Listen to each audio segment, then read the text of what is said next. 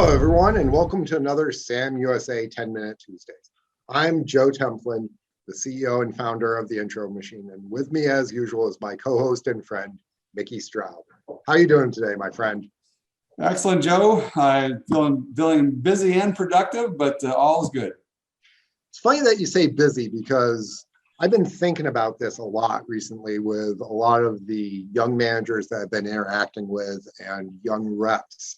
And it seems that we've got an issue in our profession these days.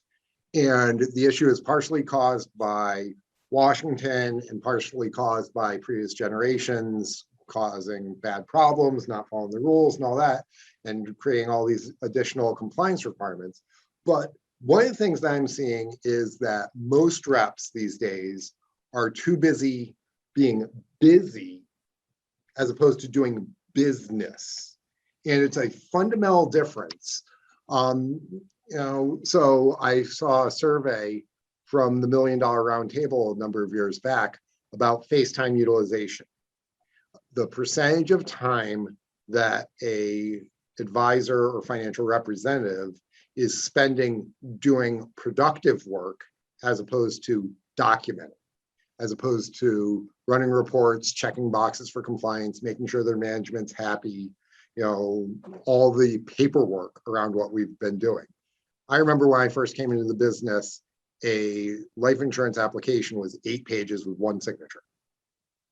Now, a life insurance application just for term insurance in New York State is literally 50 pages that not even attorneys can understand. And it's not helped the clients, but we are spending so much time dealing with stuff like that we're not really getting into actually what we're supposed to be doing, which is seeing people and helping people. And so in a future podcast, Mickey, we should discuss specifically for managers about what they can do to make sure that their reps or agents are focused on the right things, the productive things that help clients and also generate revenue, as opposed to dorking around on the computer and filling out paperwork all the time. So that's something we should talk about down the road. Yeah, let's do that in a series of podcasts, because that's something that I continue to struggle with. I think everybody in sales does, everybody in leadership does. It's we have such a, I think one of the things that attracts people to this business, or the type of people that are attracted to this business, are those that are urgent to serve and those to appease and take care of clients, etc. And we want to do that so badly, we tend to do that first because we like it, rather than doing the other stuff and the stuff that actually drives business. Right. I think it's busy versus business, but it's truly something I continue to struggle with, is doing what I want to do versus what I know I have to do. And the IRS actually has a determinant for estate planning, which I refer to very often, called highest and best use. If you got a chunk of empty land sitting in a city, let's say it's being used as a driving range, okay? The IRS is going to say, no, that should actually have all sorts of buildings on it. It can be productive as opposed to laying fallow. It can be used as opposed to sitting there. And too many reps have that empty lot that is sitting there with their time, or they're growing flowers on it or what have you, as opposed to making it work and having the highest and best use of your time. As a financial representative, your time is better spent calling clients than filling out paperwork that can be done 9 o'clock at night, sitting on your couch, having an adult beverage. Okay? Your time is better spent face to face with a client, belly button to belly button, as we used to say in the old days when we could actually do that, of interacting with people, asking them their stories, teaching them, helping move them along so that their lives are better. That's what we get paid for. Not sitting there filling something out on a computer, not checking a box someplace. That is administrative work and should be supporting your sales process, not replacing it. Well, saying that I remember from years ago that if you don't have an assistant, you are one. Yeah. And we all know that it's a risk that you take, but you're so much better off doing what you do best and hiring somebody, as I know I have so many times, but I know I'm not naturally strong at this, or it's more productive to go out and be doing something that I do for a living because it makes more money, it makes a bigger difference. Who come into this business, Yeah. we're drawn to the entrepreneurial nature of it. We are not mentally programmed to sit there and fill out paperwork and do that detailed stuff. It is a different mindset and takes more energy for us to spend a half hour filling out paperwork than it does for us to spend an hour and a half sitting in front of a client, because we tend to be extroverted in nature. And so, that hour and a half sitting in front of a client is worth 150, 200, 300 bucks versus being able to pay somebody $15, $20 an hour to fill out that paperwork. Yeah.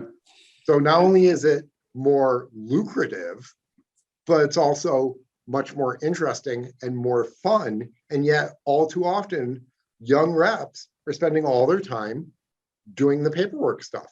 I did some research about a year and a half ago, and the average rep under 10 years in the business is spending approximately 3 hours a day in client-facing activities, and that's self-reported. So that means that it's probably closer to an hour and a half to 2 hours per day. So the thing that pays you, and you're spending an hour to 2 on it a day instead of 5 to 6, utilization rate studies from the MDRT show that as you climb from MDRT to core of the table to top of the table, the utilization rate, the percentage of the time where the rep is actually doing financial planning and insurance sales and all that, is higher and higher the higher that you go. So your average top of the table producer is not doing their paperwork. In fact, your average MDRT producers not doing their paperwork. They have people to do that, and they're going out and making more money. Okay, 2 hours of additional client face time pays for a part-time staff member on average. You're right.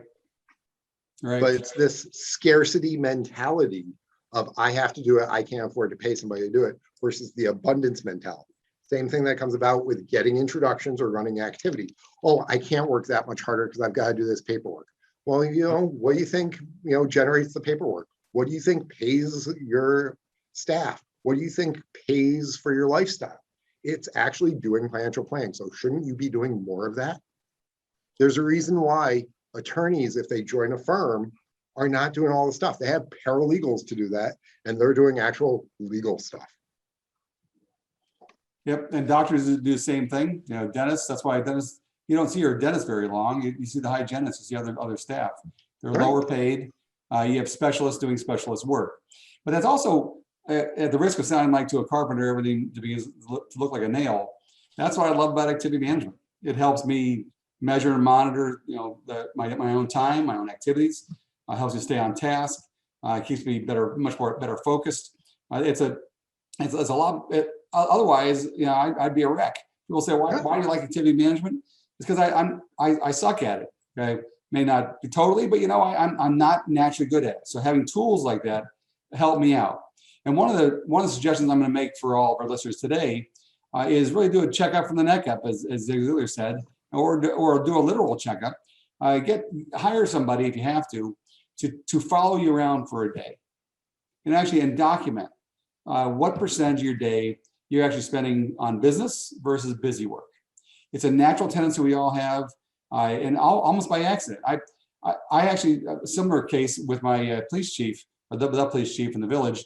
I say that because I used to be the mayor, but I saw an incident happen where I called him and couldn't get through to him. I left him a voicemail.